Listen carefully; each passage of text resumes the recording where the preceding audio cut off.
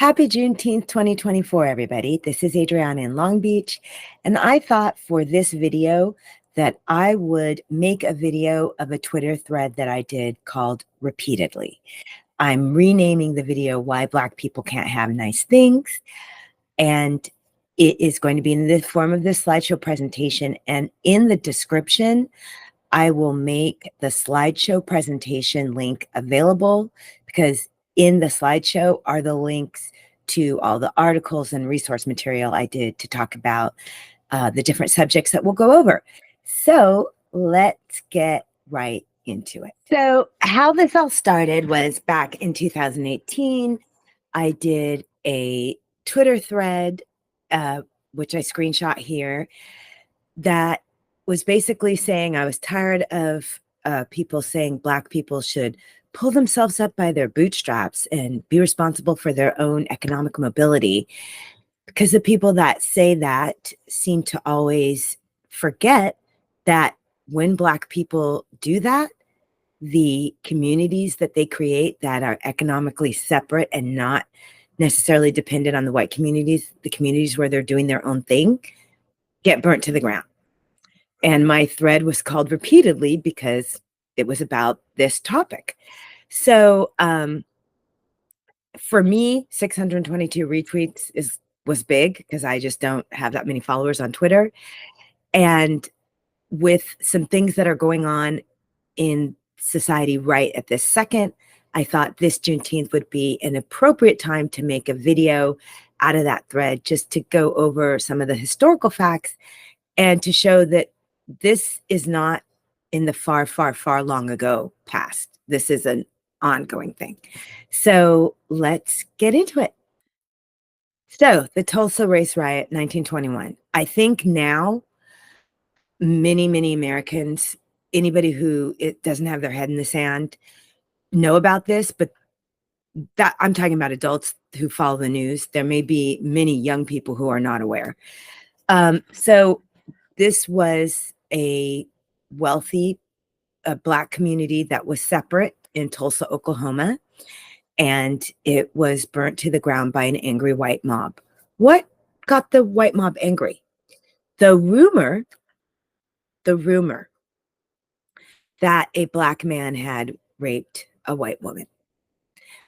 I want to use the Tulsa Race Massacre as an example of what Ida B. Wells showed in her data reporting, which was that these lynchings and race massacres were often predicated on rumors, unsubstantiated by the evidence, that hypersexual Black men had raped white women or attacked white women.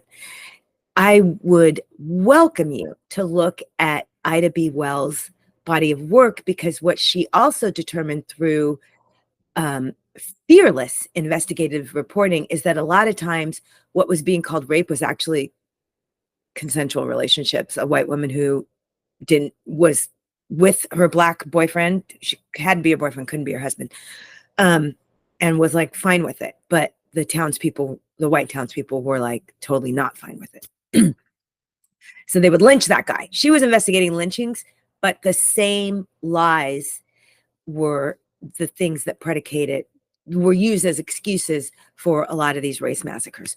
What I want to point out too, if you look into this, is that the survivors struggled with the justice system to actually get A, acknowledgement that this race massacre ever took place, and B, justice for what happened. Nobody was ever prosecuted. And I believe the article that I point to in this slide has the last survivor, who, beautiful woman, died at age 91 and never got compensated. The Tulsa, Oklahoma has acknowledged the riot and has like put it, made it a part of their city history with shame, and remorse. but never has compensated any of the descendants of the people who were murdered or whose businesses were burned to the ground.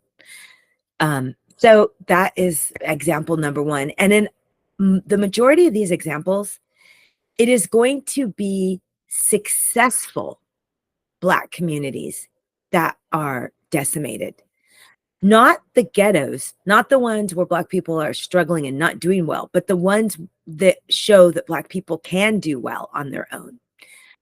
Ta-Nehisi Coates talks about this and how it's Black excellence that the white mob fears, not Black failure.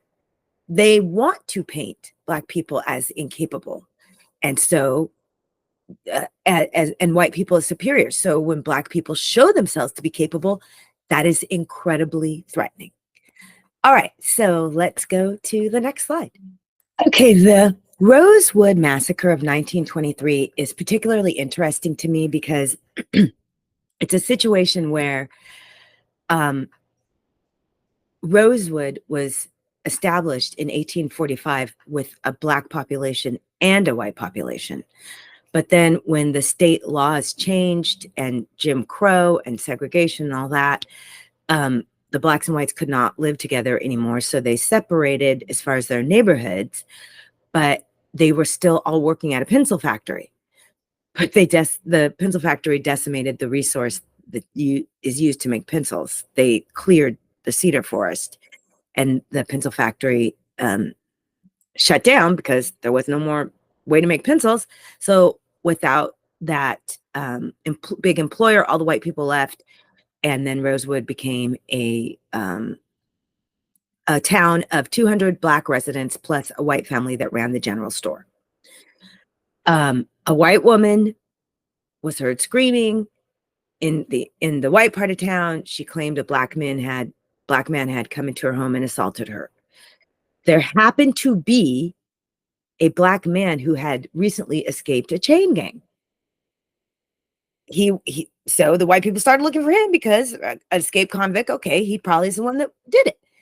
And they were convinced that the people in Rosewood were hiding that Black man, as if the people in Rosewood wanted a convicted rapist felon in somebody stupid enough to come into a white woman's house and try to rape her. Like they wanted that idiot in their midst. It doesn't even make sense. But they, a white mob came and started torturing and murdering Black residents because they were like, where is this, escaped convict? We know you know where he is. And when the people didn't know where he was, even after being tortured, they would murder him. Well, the actual sheriff of the town and the white family that ran the general store that was supported by the Black people who lived in the town were like, hold on a minute, this is not how we do things here. And the sheriff really did try to get control of the situation.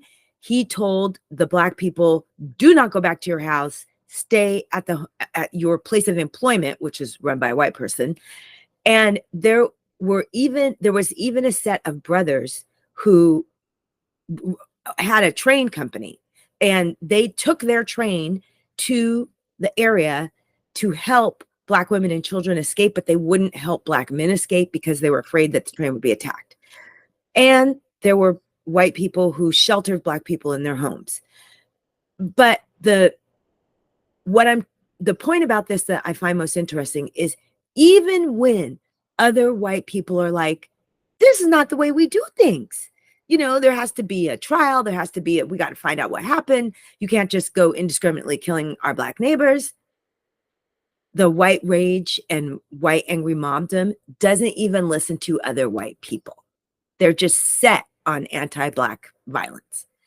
So even the governor said, hey, I'll send down the National Guard to establish order. The sheriff refused it because he felt he had things under control. He did not. There were Black people hiding in the swamps. And when they would try to come out of escape from the swamps, either the sheriff would turn them back and say, no, you need to go back into the swamps for your own safety, or they would be shot by white mob members. So in the end, the mob never found the escaped convict, so they burnt the town to the ground. I like this. I mean, there's nothing to like about this story, but this is a great story of not all whites, but it's also a great story of how even when there are white people who are like, no, rule of law, no, you can't be indiscriminately killing people, makes no difference. White rage is just doesn't even listen to their own white brothers. All right, so that's that one. Let's get on to the next one. So the Elaine Massacre is one that is actually getting more attention now. But for a long time, it was buried. People didn't know about it. So this is not a story about a successful or at least independent Black town being burnt to the ground. This is a story about what happens when Black people actually try to get their rights. Elaine it was a sharecropper town, and the sharecroppers were working their behinds off, and yet somehow or another continually winding up in debt to the landowner. And they could never get a detailed accounting of what they supposedly still owed the landowner and what they were being charged for. It just was exploitative, from top to bottom. So they organized in solidarity. They got what little resources they did have, and they hired a northern white lawyer to come down because he was going to represent them and sue the landowners to get these people out from under this exploitation. These sharecroppers were not stupid. They knew that what they were doing would bring down violence on them. So they did it as secretly as they could. They invited the lawyer down, and they had what they thought was a secret meeting. I don't remember the details about how the meeting was learned about, but a white mob descended on the meeting to shoot the sharecroppers that were organizing. But again, the sharecroppers were not stupid, so they had bought their guns. So there was a shoot out. The white mob shot into the building first because they told all the sharecroppers, come out right now, or we'll shoot. And the sharecroppers are thinking, we're not coming out because you're going to shoot us anyway. So the white people shot into the building, the Black people shot back, and some white people were killed. So even though it was the whites who descended on the meeting with murderous intention and shot first and ambushed the building, it was the sharecroppers who were all arrested and put on trial. The trial was a sham. The sharecroppers were all convicted. It got a lot of coverage at the time, so much coverage that it embarrassed even, an everyday white person in another part of the country, and actually ended up causing reform in the judicial system. So that is what makes this interesting. But what I'm saying is the people who say, why don't you pull yourself up by your bootstraps, forget that when Black people try to do that, when they try to be in solidarity and try to, this wouldn't be unionizing, but something close to unionizing and get their rights and stop being exploited, they are met with violent resistance from white people. So the Atlanta race riot of 1906 is just so interesting because it's so layered. And I really encourage you to read the article that I linked to on this slide.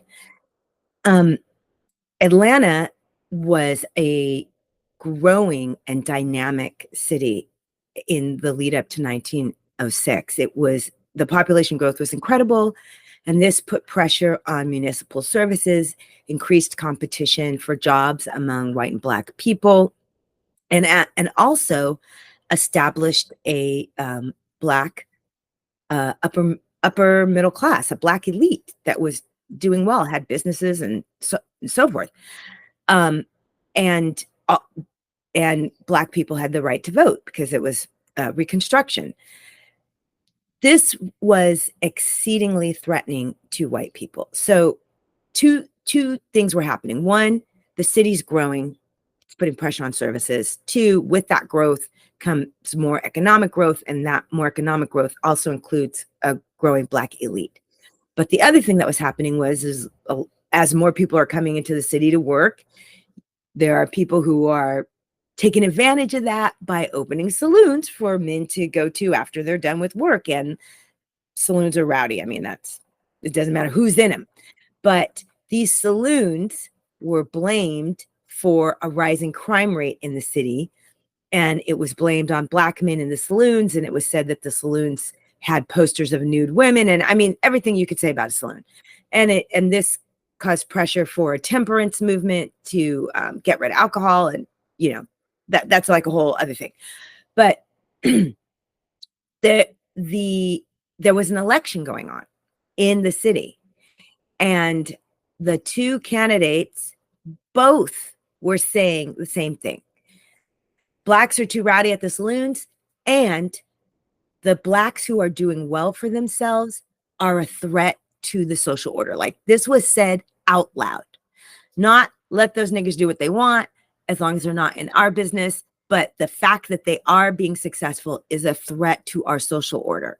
So one candidate said, we need to get rid of the Black vote, because as long as they have the vote, they're going to continue to prosper, and soon they'll be equal to us, and that will upset the social order.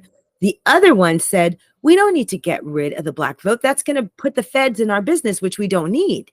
Let's just continue to use the poll tax and these other voter suppression tactics to keep the Black vote at a minimum, and then we don't have to worry about it. But both of them said outright, Black progress, economic progress, is a threat to our social order. Like, just said it straight out. I want to bring that up because when people are like, why don't Black people pull themselves up from their bootstraps? The truth is, when Black people do that, white people feel threatened, and politicians say that out loud to their constituents. So the newspapers were also anti-Black and ran stories, who knows if they were accurate or made up, about white women being attacked by drunk Black men. And this riled up a mob and caused this whole race massacre. And it was pulling Black people off trolley cars and beating them, finding them on the street and beating them. But it went on for days and days, and finally, got a lot of coverage. And there was so much violence, and it went on for such a long time, that white and Black city leaders are like, this is ruining the reputation of Atlanta, which is a growing dynamic city, and it's going to curb investment. This is bad. This is a bad look. And they tried to stem the violence. That working together of white and Black leaders actually showed some people, listen to this, that there could be white-Black reconciliation without the feds getting involved in local business, in local affairs. The violent mob did not stop. They continued to burn and smash Black businesses, and burn and smash Black homes of the elite Blacks, not the ghetto Blacks, because they were pissed off that Blacks were doing so well, in addition to the ginned up reason for anger, which is the ever-present hypersexual Black man. Another layer on top of this is that, and this is for Black people, the Black elites tried to not be in solidarity with the rest of Black people. They were like, we are respectable Blacks, and we're not anything like those Negroes who are in the saloons. Didn't save their businesses, didn't save their homes. Take a lesson, Black people. So far, I have been talking about things that happened in the 1800s or the early 1900s. This, what happened in Lincoln Heights, which is outside of Cincinnati, happened in 1946. So I'm using this as one of many examples that are out there that this is an ongoing pattern. And so far in the examples that I've been telling you about, it's angry white mobs. This was the actual county government that ruined the town. So the situation was that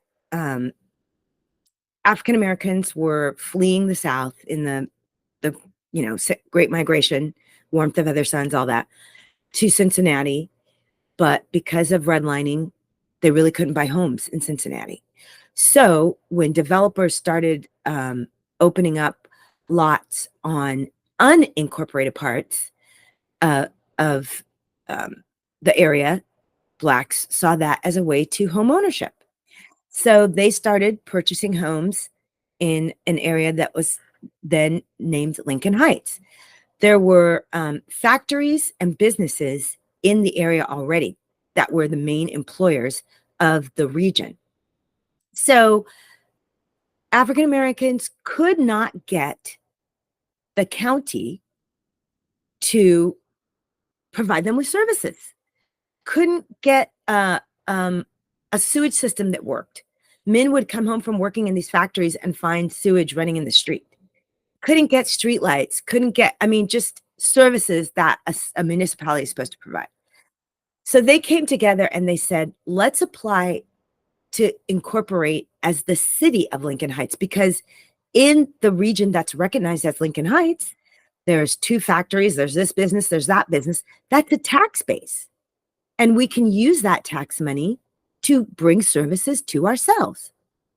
So they did all the bureaucratic stuff you need to do to apply to be incorporated. And the county government delayed and delayed and delayed and delayed their incorporation for years and years and years. And in the meantime, in the surrounding areas where white people had moved into unincorporated parts of the region, when the white areas said, we want to incorporate, their applications were fast-tracked. And their footprint for their city would take this business and that business and this factory and that factory. So in 1946, when Lincoln Heights' application to apply to be incorporated as a city was finally approved, it had 1/10 of the land that had originally been submitted in the application. And all it was homes, no businesses, no factories, nothing to establish a tax base. So the community went downhill because it was set up for failure. And it was set up for failure simply because the the county government did not want a Black city to be successful. Now, let me just say a bit of housekeeping. When you click on this link, it's going to take you to a article in the Atlantic. You do not have to be a subscriber of the Atlantic to read this article, but you do have to have a login and password for the Atlantic website at no charge. So it's going to ask you to either sign in or subscribe. You can go ahead and sign in and read the article. You don't have to actually be a subscriber. Very worthwhile article to read. 1946 is not that long ago, folks.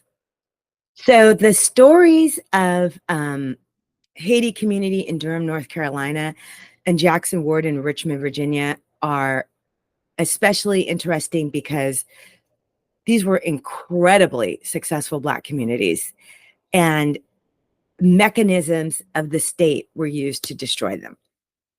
The Hayti community in Durham, North Carolina was the first fully self-sufficient Black community.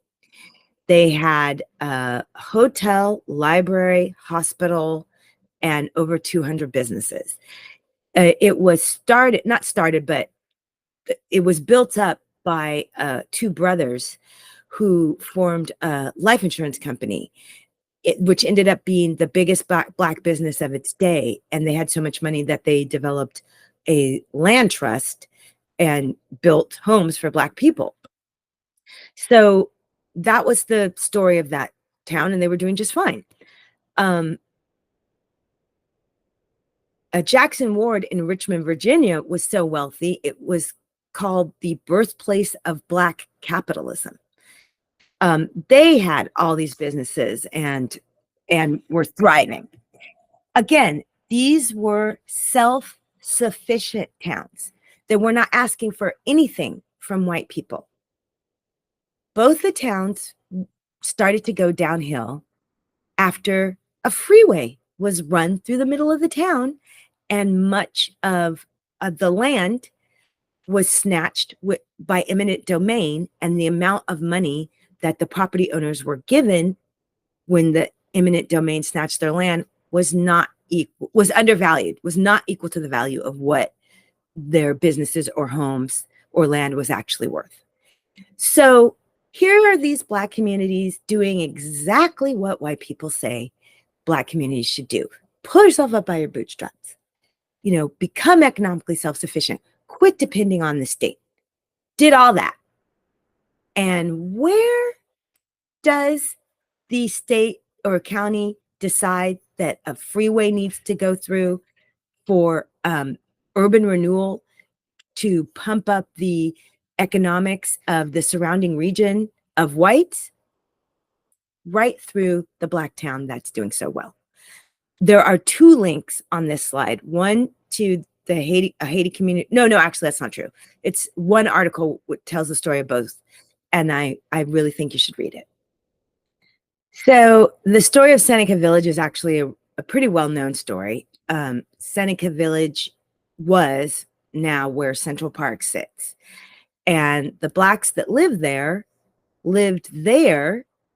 because they didn't want to live in New York City, because at that time, it was hostile to Blacks, but also just wasn't nice. It wasn't, the air wasn't clean. It wasn't, the water wasn't always good. It wasn't, it was a city and of the day, and it had some issues. So they decided to do their own thing out in Senca Village, and they were not getting any kind of help from the government. They were doing their own thing. They happened to have a little bit more money than a lot of the Blacks in the area, because half of the people in Senca Village actually owned their own homes or rented from other Black people. And because they had a little bit of land, they could have things like livestock and have a place to grow food and that type of thing. So wouldn't necessarily be as dependent on buying things in a store owned by whites. So I need to tell you what happened. The city of New York decided that they needed a grand European-style huge park, and the best place to put it would be to put it where the Black people already lived, in Senca Village. So they snatched that land through eminent domain and undervalued the land, so that when the landowners got paid, it was not even close to what the value of the land actually was. So, and let me say that how much would a plot where Central Park now sits be worth if it could be sold on the regular market? None of these eminent domain cases where the state comes in and destroys a Black community through eminent domain, they're only recently in the situation, an example that we'll bring forward later, have any of the descendants of the people who's got a lower payment than what their land was worth, got any kind of redress for that eminent domain. So that was just Black wealth that could have been passed on being stolen. Yeah, they got a check, but the check was much lower than the value of the land that was snatched. And it was done state sanctioned. So the racial cleansing of Forsyth County in Georgia in 1912, the reason that I want to tell this story, I mean, there are many others like it, but the reason I want to tell this story in particular is not so much for what happened in Forsyth in 1912. That's very common. Trumped up charges of a Black man attacking a white woman causes an angry white mob to rain down terror on the town, using bombs, dynamite, everything to blow up the Black town or blow up the Black part of town and push out all the Black residents, like literally cleanse the town of Black residents. And law enforcement just stands by and does it, or else deputizes regular white citizens to do it. That's a common story. That happened in 1912. The part that I want to bring up about this story is this. What I'm sitting here sarcastically going, you know, when people say Black people should pull themselves up by their bootstraps, they don't know history. Why don't they know history? Because they purposely bury it. The article that I want you to read, that you can click through for this slide, is about a gentleman, or written by a gentleman who is uncovering the story and telling it. And in his book, he documents how hard the modern day Forsyth County tried to lie about this and say that it didn't really happen that way at all.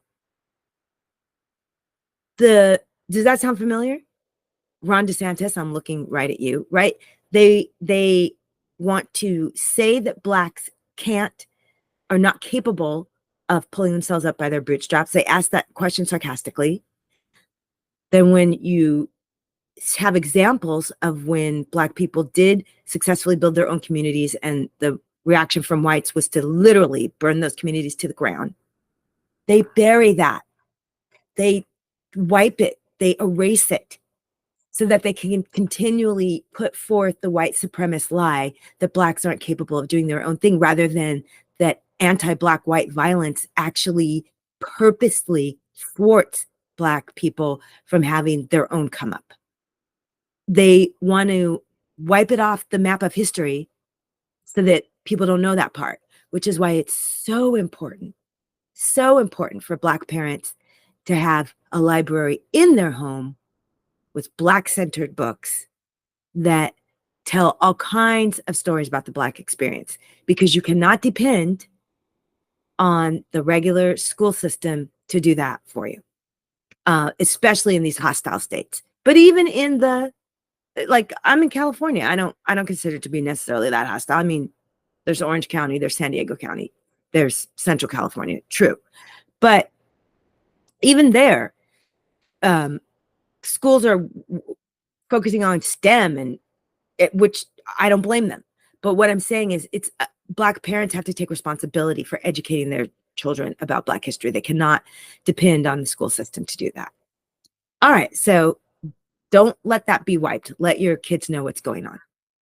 So I'm using what happened in Northeast Portland, Oregon, as an example of a very, very, very common thing that's going on right now, today, not at all in the distant past, but is related to the past. And I live in the city of Long Beach, California, and they're actually trying to reckon with this right now. Portland, Oregon, back in the day,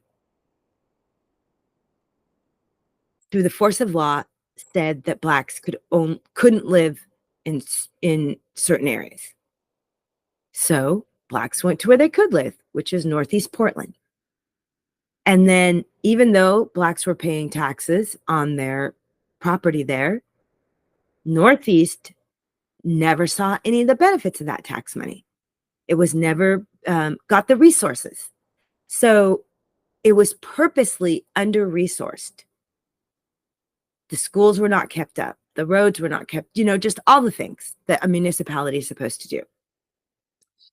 Then the government in Portland says, gosh, that's a ghetto. It needs urban renewal. It needs to be built back up. So we're going to snatch property through eminent domain, and we are going to then resell that property to developers, and they're going to help build it up. And that happens, and new development does come in, and resources do come in, and with it, wealthier than the Black people that live there, white people come in and drive, and then it becomes a hip place to live, drives up property values, drives up rents, and then the Black people that were remaining, that were hoping to enjoy some of the fruits of that infusion of resources, can no longer afford to live there if they're renters. This story gets played out in so many ways today, in so many communities of color. That's not a Black thing. It is by design. It is not circumstantial. It's totally on purpose. That's what people when people are talking about systemic racism, this is an example of that. So I welcome you to watch that video. It's just one example of many, and it's not from way back in the day. Okay, so that was my last slide in this presentation. If you found that illuminating, please give a thumbs up. If you want to subscribe. If you don't, that's fine. I'm going to keep making these videos because I just enjoy the self-expression of it.